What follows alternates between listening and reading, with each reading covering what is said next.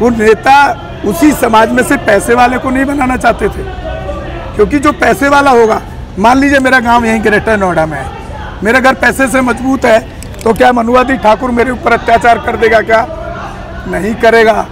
वो वहाँ पर भी अत्याचार उस पर करेगा जो बिल्कुल पैसे से आर्थिक तौर पर कमजोर होगा, हर तरीके से कमजोर होगा, या जिस पर लाइसेंस नहीं होगा उस पर अत्याचार करता है। तो हमको जरूरत कैसे लोगों को नेता बनाने की थी? काशीराम किन कार्यकर्ताओं को, किस समाज को नेता बनाना चाहते थे कि जिसने वो जातिवादी उत्पीड़न झेला हो, ताकि वो नेता बनेगा, कल पार्लियामेंट में जाएगा, विधायक बनेगा, सांसद बनेगा, उस पीड़ा उसके हमेशा उसको जिंदा रखेगी वो पीड़ा, और वो आवाज़ उठाएगा। अभी जब हम देखते हैं पार्टी के अंदर सिर्फ पैसे वाले नेता नजर आते हैं, 90% मैं आपके सामने बोल रहा हूँ, 90% करोड़पति से कोई कम आपका जिला अध्यक्ष नहीं हो सकता।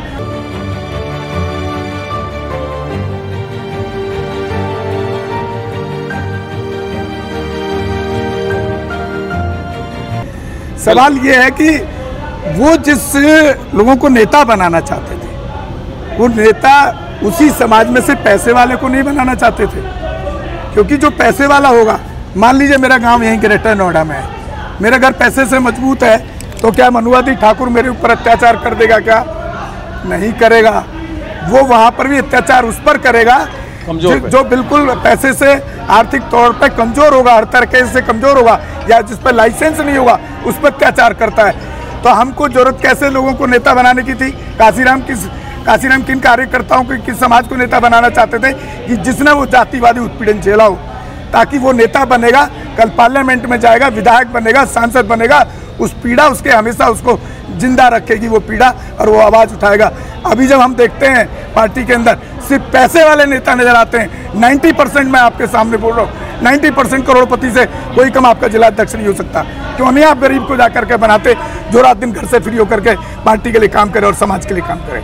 आप एक चीज़ बताइए, मैं मुख्य कोऑर्डिनेटर हूँ, पार्टी कोई पैसा किसी कार्यकर्ता को नहीं देती। अब मैं पार्टी काम करूँगा तो कहाँ से करूँगा? अपने पैसे से करूँगा, ठीक है? मुझे कहीं मिल तो नहीं रहा। बहन जी ने या बीएसपी ने कोई एक पैसा किसी उद्योगपति से लिया नहीं, और आज़ाद पार्टी ने भी लिया है, सपा ने भी लिया उद्योगपतियों से पैसा, बीएसपी ने कोई पैसा नहीं लिया। यदि मुझे कार्यकर्ता अगर मुझे बना दिया जाए, मंडल प्रभारी बना दिया जाए, मैं पैदल हूँ, मैं कैसे क्षेत्र में जाऊँगा, कैसे काम करूँगा? और रही बात ये, जो चुनाव भी लड़ेगा, चुनाव लड़ने के लिए, मुकाबला करने के लिए पैसा तो चाहिए, बिना पैसे चुनाव थोड़ी लड़ा जा सकता है। मैं 50,000 रुपये महीना खर्च करता हूँ, कम से कम हमारे ड्राइवर के 18,000 बैठ जाते हैं महीने के, मेंटेनेंस गाड़ी का 11,000 रुपये हो गया, तेल हो गया, और ऊपर के खर्चे हो गए। आप बताइए, अगर मुझे बहन जी ऐसे कार्यकर्ताओं को बना दी, कमजोर को बना दी, कैसे जाएगा क्षेत्र? सर मैं आपकी बात से इत्तेफाक नहीं करता, मैं आपको इस बात को कंसीडर नहीं कर सकता हूँ। साहब काशीराम साइकिल से चल करके पूरे देश में जागरूक कर दिए बिना पैसे के। हाँ, कहाँ बड़ा पैसा था उनके पास? कहाँ फ्लाइट से चलते थे? कहाँ कार से चलते थे? राइट। एक चीज बताऊं आपको, माननीय काशीराम जी ने हमसे कहा था कि देखिए, मुझे यदि गांधीवादी लोग, सोच के लोग अगर सोने का सिंहासन देंगे तो नहीं बैठूंगा, ये मैंने कसम खाई थी। और मेरा समाज टूटा फूटा स्टूल दे देगा, उससे बैठ जाऊंगा। उन्होंने कहा मेरी उम्र इतनी हो गई है, और मेरे जाने के बाद कोई नेता उभरता है, वो कहता तुम इस देश के शासक बनोगे, बाबा साहब ने कहा है, तो कोई विश्वास नहीं करेगा। कहेगा एक काशीराम जी भी आए थे और 40 साल तक, 30 साल तक बहकाते रहे, तुम कभी सत्ता में आओगे, तो समाज कभी उठेगा नहीं। इसलिए उन्होंने कहा कि ये जो समाज है, ये जो गरीब समाज है, जहाँ 4 लोग ताश खेल रहे हों और 10 देख रहे हों, समझो दलित है ये टाइम बिता रहे हैं, इनका टाइम नहीं बीत रहा, घर में लड़ाई झगड़ा होता है क्योंकि आर्थिक स्थिति कमजोर है। लेकिन दूसरे लोग, अदर बिरादरी के लोग बूढ़े होने के बावजूद भी काम करते हैं, घर में पैसा लेके आते हैं, बच्चों को देते हैं, बच्चे भी खुश, खुद भी खुश। तो उन्होंने कहा कि मैं इनकी गलत आदतों से, ये अगर कोई नशा इनको लग जाए, अगर कोई नशा लग जाए तो छोड़ते नहीं, से दारू का, चाहे किसी चीज़ का हो। उन्होंने कहा मैं इनको नशे में से, उस चीज़ में से, गंदी आदत में से मैं एक चीज़ आदत ले लेता हूँ, इनको चखा देता हूँ, एक चीज़ चखा देता हूँ। क्या? सत्ता का नशा। सत्ता का नशा मैं इनको चखाना चाहता हूं और सत्ता का नशा दिन दिन चख गए और सत्ता के बगैर रहेंगे क्यों? इनका नशा ऐसा होता उतरता नहीं है और सत्ता का नशा ऐसा चढ़ा और ऐसा चढ़ा, आज वो हर व्यक्ति नेता बनना चाहता है। कोई दूसरा विंग बना रहा, कोई सोशल मीडिया पे आ रहा, कोई कैसे विंग बना रहे, हजारों बन गए, लाखों बन गए। लेकिन उनका जो राजनीतिक विंग है एक होना चाहिए, पर राजनीतिक विंग एक नहीं, आरएसएस के हजारों विंग हैं, राजनीतिक पार्टी एक है, लेकिन बहुजन समाज के जो विंग हैं, जो बहुजन समाज की छोटी छोटी पार्टी, छोटे छोटे संगठन हैं, वो क्या है? उनकी राजनीतिक पार्टी एक पे नहीं जाते, जो उन्हें खरीद लेता उस पर चले जाते हैं। तो कहने का मतलब ये है, माननीय काशीराम जी ने ये सारी चीज के, जहां तक साइकिल की बात है, माननीय काशीराम जी ने 1982 अक्टूबर 14 अक्टूबर 1982 को एक वो रखा, वहां पर बोट क्लब पर प्रोग्राम रखा और प्रोग्राम ये रखा कि दिल्ली से मिले हुए 5 बड़े हाईवे हैं, हर हाईवे से साइकिलों पे झंडा लगा के नीला, आदि आते हैं कि 1000 लोग आते हैं, तो इस दिल्ली के अंदर पता चलेगा नीले झंडे वाले कौन लोग हैं। प्रचारों का जो आरपीआई के लोग हैं, जो मिशन लोग हैं, वो भी उत्साहित होंगे, उनका चलो मिशन हमारा चल पड़ा। तो साहब ने कहा आगरे वालों से, आगरे वाले कहने लगे भाई हम 101 चलेंगे, और बथरा वाले से पूछा भाई तुम कितने चलोगे? हम उनसे कम थोड़ी हैं, हम भी 100 चलेंगे। अलीगढ़ वालों से पूछा हम भी इतने चलेंगे। पता चला 1000 इधर से आ रहे, 1000 इधर से आएंगे, 1 इधर से आएंगे, बजट बन गया, 1000 आएंगे। और जिस दिन प्रोग्राम रखा वो दिन साहब कह रहे हैं अभी साइकिलों पे लोग आने वाले हैं, वेट करिए। 2 बज गए। जब 2 बज गए तो साइकिल पे कितने लोग देखे? 3 लोग देखे। 3 आए, साहब ने ऊपर बुलाया, उन्होंने शाबाशी दी कि भाई तुम कहाँ से आए हो? नो जी आगरे से। आगरे से तो 100 चलने थे, नो साहब 11 चले थे, और बाकी कहाँ है? 8 बाकी।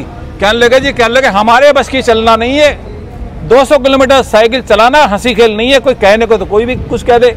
उसके बाद काशीराम जी ने किस रास्ते से आए थे? कि मथुरा वाले रास्ते से फरीदाबाद। अब आना बुलंदशहर के रास्ते से जाना गाजियाबाद होकर के। उन्होंने कहा साहब कहना करने में अंतर है, हम नहीं जा सकते, हमारे बस की नहीं है। तो काशीराम जी ने कहा कि 200 किलोमीटर तुम्हारे और 4000 किलोमीटर मेरे, मैं 4200 किलोमीटर साइकिल चलाऊंगा और जब तुम्हारी बहानेबाजी दूर करूंगा। ये बहुजन समाज, दलित समाज बहानेबाज समाज है, बहुत बहाने लगा देता है किसी काम के लिए। 4200 किलोमीटर साइकिल चलाने के लिए काशीराम जी ने कहा। और जब वो चले 15 मार्च 1983 को, जब वहां से चले 23 हरदान सिंह रोड पे, उन्होंने हमें 10 बजे का टाइम दिया, हम भी साथ थे। 10 बजे करते करते करते 5 बज गए, 2 बज गए, और 2 बज के हम सोच रहे साहब अब आ रहे। पता चला इंदिरा गांधी ने अपने दूत को भेज दिया, माननीय काशीराम जी कहाँ जा रहे हो? आप तो हवाई जहाज से चलने वाले होने चाहिए, आप क्यों जा रहे हो साइकिलों से? तो 7 घंटे 5-6 घंटे साहब को वहां रखा। साहब ने कहा मैं तो बाबा साहब का प्रचार करने जा रहा हूँ, मुझे कोई लेना देना नहीं है किसी से। साहब ने कहा, जब आए 50 हम लोग थे, साहब ने कहा भाई सावधानी से चलना है, आप अनुशासन में चलना है, कभी भी गिरफ्तार हो सकते हो, जरा अनुशासन तोड़ा। तो इस हिसाब से जब साहब चले, आगरा में चले, आगरा में जब चले तो हजारों लोग पीछे साइकिलों पर चलने कार्यकर्ता। और मान्यवर काशीराम जी ने कहा था, कांग्रेस को चैलेंज दिया था, मैं कांग्रेस के लोगों से कहता हूं तुम मेरा 1 आदमी खरीदो, तुम 1 आदमी खरीदोगे मैं 10 तैयार करूंगा, तुम 10 खरीदोगे 100 तैयार करूंगा, और 100 खरीदोगे 1000 तैयार करूंगा। खरीदो, कितने खरीदो?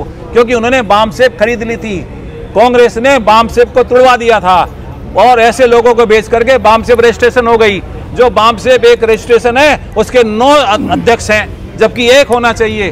तो ये कांग्रेस ने तैयार करा। कहने का मेरा मतलब ये है, मान्यवर काशीराम जी ने जब ये चला, ये जगह जगह सम्मेलन हुए, जगह जगह बहुत बड़े बड़े प्रोग्राम हुए। हमारे चैनल बहुजन दस्तक को लाइक, शेयर, सब्सक्राइब देखना मत भूलिएगा। जय भीम, जय भारत, जय संविधान, नमो बुद्धाय। धन्यवाद। चैनल आर्थिक समस्या से गुजर रहा है। अगर आप बहुजन समाज में बाबा साहेब अम्बेडकर और तथागत बुद्ध की विचारधारा को अधिक से अधिक लोगों तक पहुंचाना चाहते हैं तो हमें आर्थिक सहयोग प्रदान करें, ताकि हम अपने चैनल के माध्यम से देश विदेश में समता, बंधुता, एकता और संवैधानिक अधिकारों को ज्यादा से ज्यादा लोगों तक पहुंचा सकें। आप अपनी सहायता राशि नीचे लिखे खाते में जमा करा सकते हैं। खाता धारक गौतम रत्ना, खाता संख्या 3169576865 IFSC कोड SBIN 0060336, बैंक भारतीय स्टेट बैंक। आप हमारे बैंक खाते का विवरण स्क्रीन पर भी देख सकते हैं। हमारा channel Gautam films production and raw cinema को लाइक, शेयर, सब्सक्राइब देखना मत भूलिएगा। थैंक्स। धन्यवाद। मैं गौतम रत्ना गौतम फिल्म्स प्रोडक्शन में आपका स्वागत करता हूँ। आप हमारे प्रोडक्शन हाउस के अंदर अपना कैरियर बना सकते हैं as a film director, as a producer and actor and actress and editor and cinematographer also. अगर आपको फिल्म से रिलेटेड कुछ भी प्रोजेक्ट आपको बनवाना है तो हमारे पास में पूरा सेटअप है, जिसमें फिल्म कैमरा है, शूटिंग लाइट्स है और एडिटिंग है। सारा A to Z एक ही जगह पर आपको हमारे यहाँ पर मिल जाएगा। तो दोस्तों, आप हमें कांटेक्ट कर सकते हैं हमारे नंबर्स पर 9810085714 और 8510005714। हमें मेल भी कर सकते हैं gautamfilmsproduction@gmail.com पर। धन्यवाद।